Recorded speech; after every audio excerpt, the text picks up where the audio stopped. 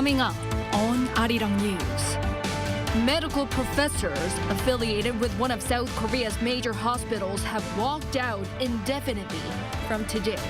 More than half of professors of medicine in the country are to reportedly join the collective action.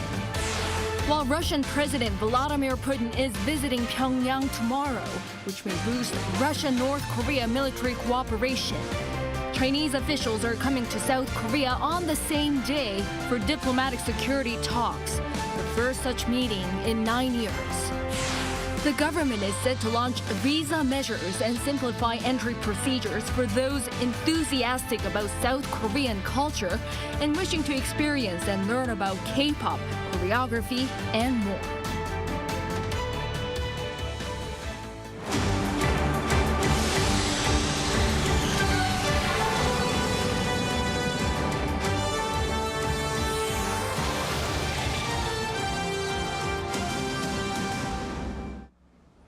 Good evening. It's 9 p.m. here in Seoul.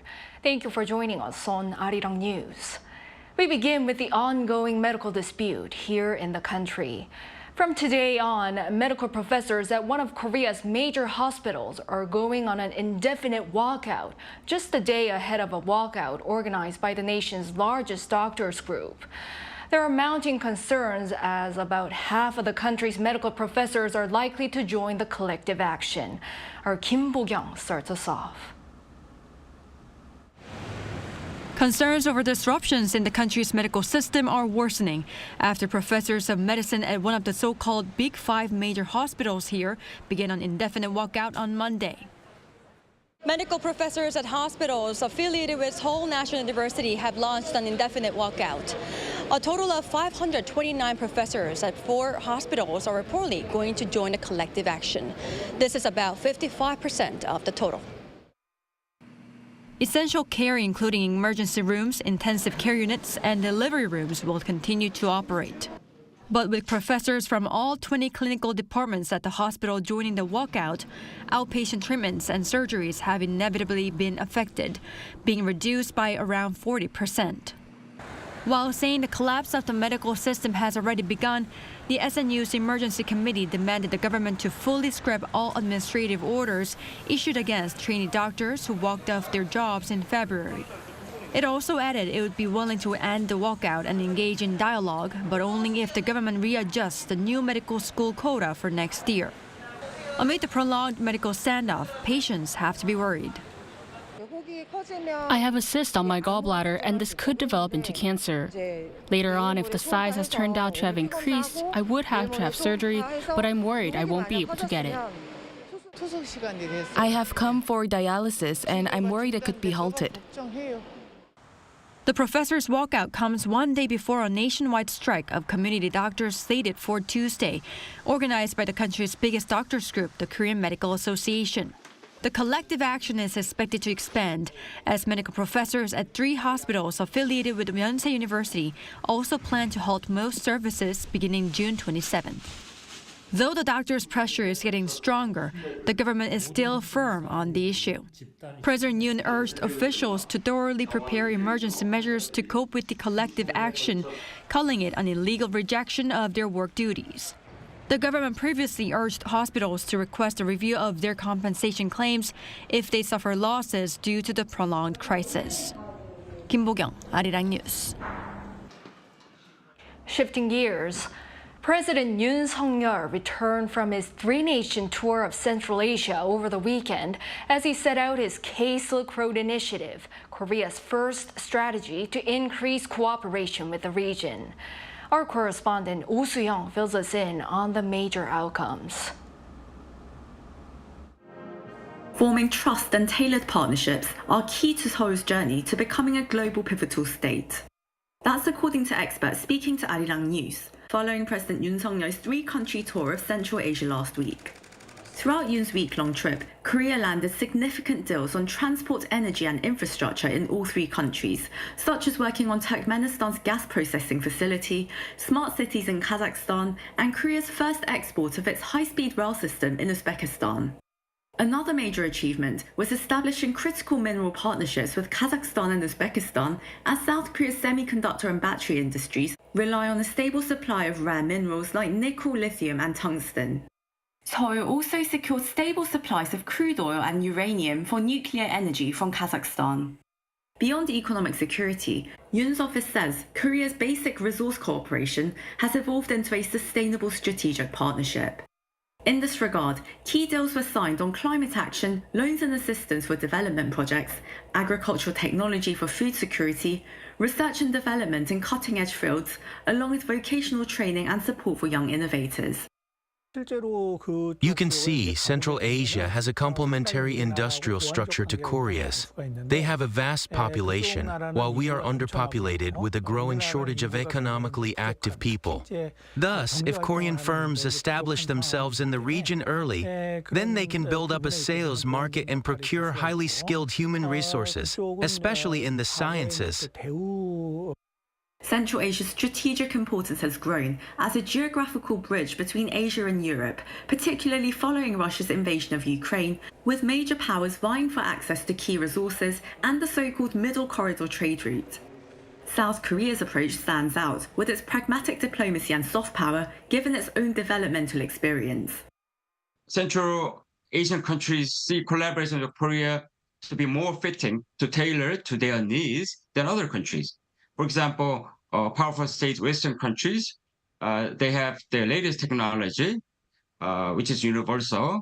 But Korea has, including those technologies, also conventional technologies and various technologies and know-how at various levels that can better fit these countries.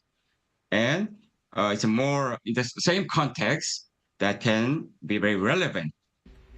The leaders of all three countries expressed support for Yoon's K-Silk Road initiative, which aims to bolster cooperation in resources, development and culture with 5 Central Asian countries, including Kyrgyzstan and Tajikistan. They also joined South Korea in calling for the complete denuclearization of North Korea. Yoon plans to hold a Korea Central Asia summit in Seoul next year. Asiana Airlines News. It's a crucial week for diplomacy here on the peninsula. While Russian President Vladimir Putin heads to Pyongyang, senior Chinese officials will be arriving in Seoul tomorrow for diplomatic security talks. This is the first time in 9 years that such a meeting is being held amid a complicated Seoul-Beijing relationship. Our foreign affairs correspondent Eun-ji explains. This week is set to be a busy one of diplomacy on the Korean peninsula. South Korea and China are scheduled to hold high-level talks between their foreign and defense officials on Tuesday, the same day that Russian President Vladimir Putin will likely visit Pyongyang. South Korea's foreign ministry announced Monday that the 2+2 meeting set to take place in Seoul will be led by Vice Foreign Minister Kim Hong-kyun and his Chinese counterpart Sun Wei-dong. Defense officials at the Director General level from the two countries will also be joining the meeting.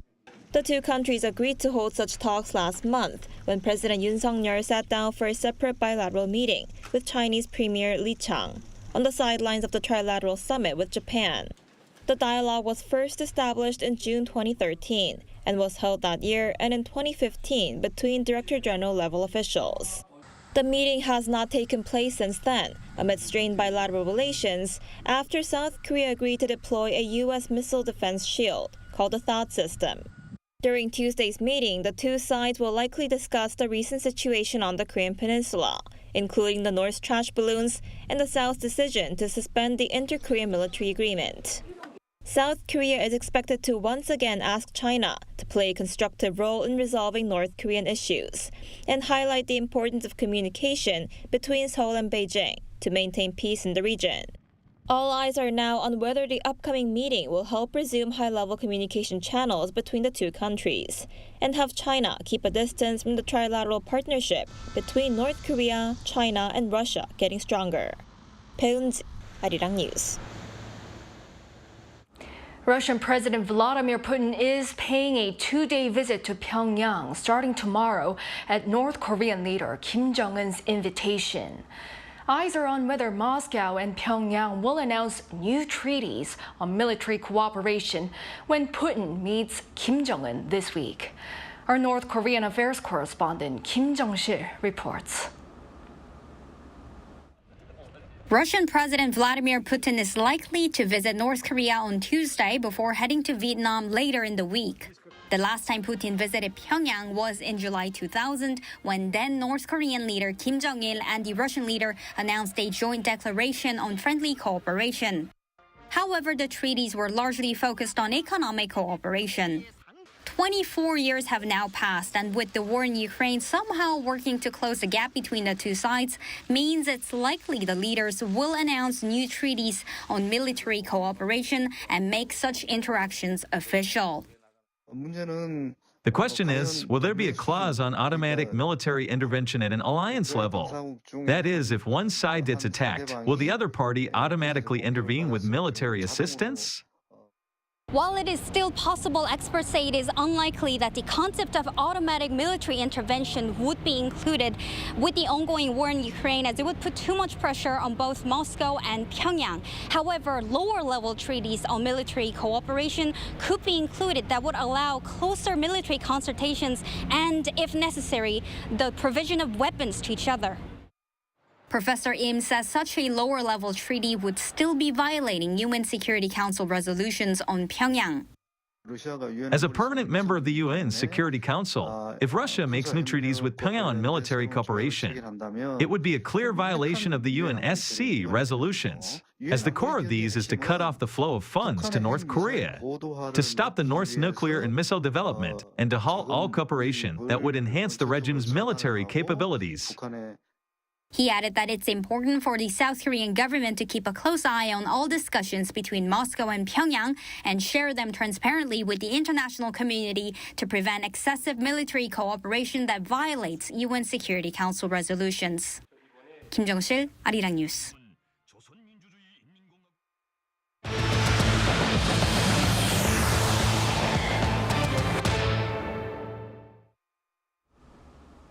Amid an ongoing parliamentary power struggle, National Assembly Speaker Yoon has urged the rival parties to swiftly agree on the distribution of the standing committee leadership posts. During a press conference on Monday, Woo stated that he'll ensure the June extraordinary session proceeds as scheduled. He added that in order to do so, the best approach is to allocate the 11 positions to the main opposition Democratic Party and 7 to the ruling People Power Party, and quickly finalize the organization of the committees. After the press conference, Woo met with the rival floor leaders of the PPP and the DP to further discuss the matter. Despite a 2-hour-long discussion, the two parties couldn't bridge the differences and failed to reach an agreement. The government is set to introduce pilot testing K-culture training visa for foreign nationals who wish to visit the country to learn K-pop and more. Our correspondent Lee Soo-jin has more. South Korea is ramping up efforts to boost tourism revenue. During an economic meeting with related ministers held on Monday, the South Korean government said that it plans to introduce new visa measures and simplify entry procedures. We will discuss ways to further boost recovery in areas related to domestic consumption, such as tourism. We will address the inconveniences that foreigners experience during the entry process and promote cultural experiences. This comes amid the somewhat sluggish recovery in revenue from tourism. The government mostly attributed this to tourism trends changing after the COVID-19 pandemic, with there being more independent tourism than group tourism and tourists turning to immersive cultural experiences rather than shopping. The government is moving to adapt to these changing trends by pilot testing the K-culture training visa by the end of the year for foreign visitors who wish to experience and learn about K-pop, choreography, and modeling. And it's also considering implementing a region-focused digital nomad visa for areas outside the capital area. South Korea has been test operating digital nomad visas, a workation visa, since January 1st this year, which allows foreigners who work remotely to travel in the country. This new region-focused digital nomad visa is expected to include incentives for foreigners to encourage them to also visit regional areas in the nation. The government also plans to simplify entry procedures. It will implement passport optical character recognition technology that will streamline the process of personal identification and verification, as well as increase the number of people that can apply for electronic travel authorization at once from the current 50. With these new measures, the government aims to draw 30 million inbound tourists and $30 billion in tourism revenue by 2027. 이수진, Arirang News. When you think of traveling, you might picture museums, iconic landmarks, and snapping photos. But in an era where health and wellness are among the top priorities, medical tourism is on the rise, with Korea a popular destination. Our culture correspondent Song Yujin has the details. One of the great things about traveling is that it can make you a better version of yourself. Medical tourism, where people travel abroad for medical care, does this by improving both your inner and outer well-being. Korea has become a top destination for medical tourism over the years. Data from the Health Ministry shows that Korea welcomed a record high 606,000 foreign medical tourists last year. That's more than double the number from 2022 and the highest since data collection began in 2009. The most popular departments were dermatology, plastic surgery, and internal medicine. By region, Seoul City hosted 78% of them, with 1/3 who visited in 2023 coming to one particular district. So the Gangnam-gu district in southern Seoul, where I am right now, is renowned as the epicenter of Korea's medical tourism. And that's because it's home to countless beauty clinics, including ones that specialize in plastic surgery, dermatology, dental care, and hair restoration. The Korea Medical Tour Promotion Association under the Culture Ministry recently held an event inviting international content creators and social media influencers to experience K-medical tourism firsthand. I believe the key factors behind the growth of Korea's medical tourism market are the popularity of K-dramas and K-pop, which have made people want to visit Korea. Also, the country's cosmetics and healthcare markets have expanded significantly. We, as doctors, will work with these influencers to promote Korea's excellent medical services worldwide. High-quality yet affordable services are what makes Korea's medical sector stand out. Say the professional results and the doctors are really good, and also it's very, very cheap compared to other countries. I'm from Europe. The clinics there are highly expensive, so I think this is something that attracts people to the surgeries in Korea. I would say like accommodation. I think there's a lot of centers that offer like multiple languages and interpreters as well. Korea aims to host a total of 700,000 medical tourists per year by 2027. But what can be done to achieve this goal? The global medical tourism market is expected to keep growing due to its high value. It's crucial to develop the unique advantages that only Korea can offer. The government is making continuous efforts to improve services to meet the needs of medical tourists, from their arrival to departure. We need to keep integrating medical services with tourism programs and increase support for these initiatives. Combining medical care with travel, medical tourism offers a holistic approach to healing and well-being. Song Yujin, Arirang News. Korean Air's acquisition of Asiana Airlines is one step closer to completion, as Asiana has wrapped up the divestment of its cargo business. Korean Air held a meeting with the board of directors on Monday to select Air Incheon, a cargo airline, as the preferred bidder for Asiana's cargo division. The sales agreement will be settled next month. Selling off the cargo service was one of the EU's conditions to approve the acquisition, and the other condition being that Korean Air allows low-cost carrier T-Way to start 4 new passenger flight routes. The acquisition process has been ongoing for more than 3 years. All that's left now is for approval from the United States. The path to peace for Ukraine appears turbulent as Western leaders and their allies fail to persuade their non-aligned counterparts to endorse a joint communique. Lee Seung-jae explains. Over 2 years since the start of the war in Ukraine, countries continue to look for a way to bring it to an end. However, At the end of the two-day Ukraine Peace Summit held in Switzerland, a number of countries were unable to come to an agreement over the wording of a joint communique and decided not to sign it. The joint communique was signed by 80 out of 93 participating countries and 3 EU institutions: the European Parliament, the Council of the European Union, and the European Commission. Russia was not invited to the event, and China did not join despite an invitation. Among the countries that decided not to sign the joint communique were members of BRICS, including Brazil, India, South Africa, and the UAE. However, other major countries also decided to take a more neutral stance, including Mexico and Indonesia. The failure to sign comes despite the fact that the joint communique takes into account the participation of BRICS members and does not explicitly condemn Moscow for its actions. Instead, it recalls the Charter of the United Nations, reaffirming its commitment to refraining from the threat or use of force against territorial integrity or political independence of any state, adding that the principles of sovereignty, independence, and territorial integrity of all states, including Ukraine, must be respected. It also condemns any threat to use nuclear weapons, while favoring the protection of Ukrainian power plants, including Zaporizhia, which Russia currently occupies.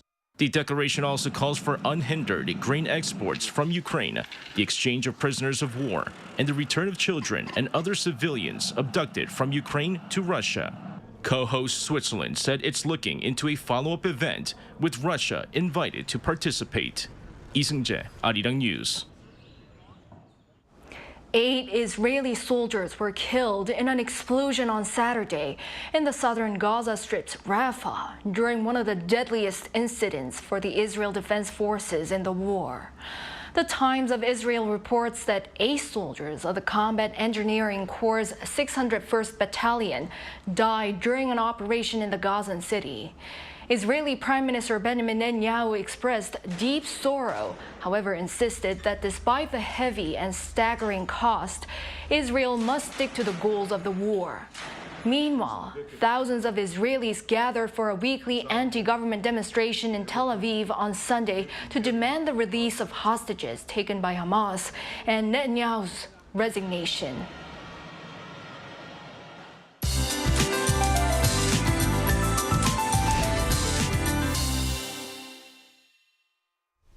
With the strong sunshine, the temperature in Seoul rose up to 30 degrees Celsius today, and the real field temperatures were at 33 degrees.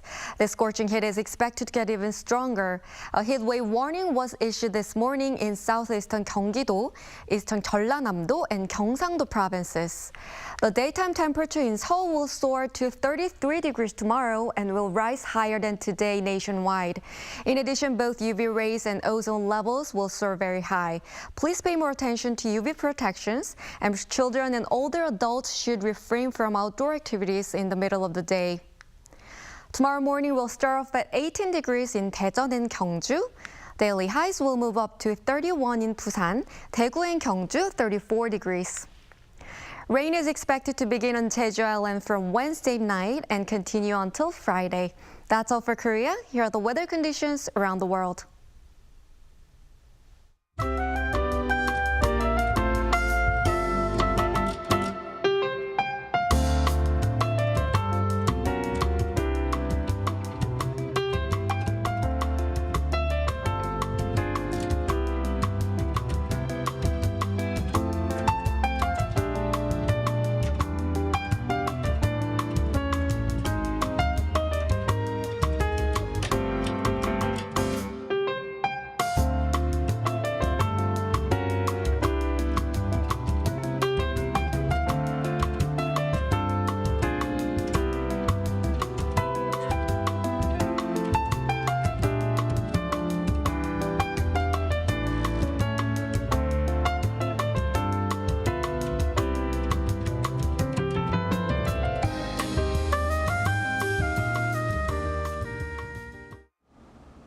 Well, that is all for this newscast tonight. Thank you for watching.